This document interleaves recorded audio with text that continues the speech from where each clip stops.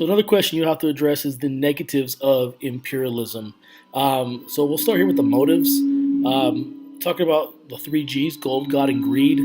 That motivation for imperialism didn't bode well for the conquered nations. They were, in a long story short, disrespected.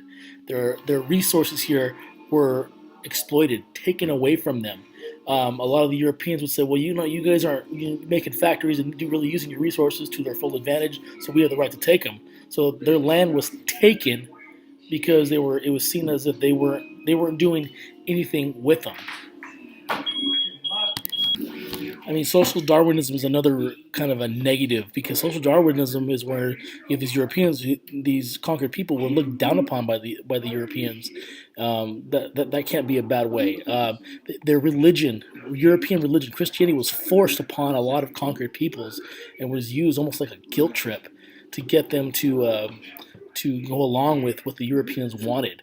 I mean, again, that's not a great way to live. You've had a lot of these conquered peoples had their beliefs for thousands of years and were fine, and now they're being told, hey, you know what, your religion's stupid, and you're going to go to hell, and you need Jesus, you need the Bible, and again, that's a negative when it comes to imperialism.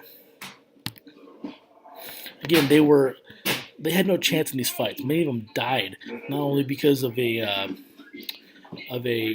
lack of technology and a lack of weapons, but a lot of European diseases killed many conquered peoples. So they were dying for a lot of reasons. We have this obviously mismatch here when it comes to weapons, but again, a lot of diseases killed many conquered peoples around the world.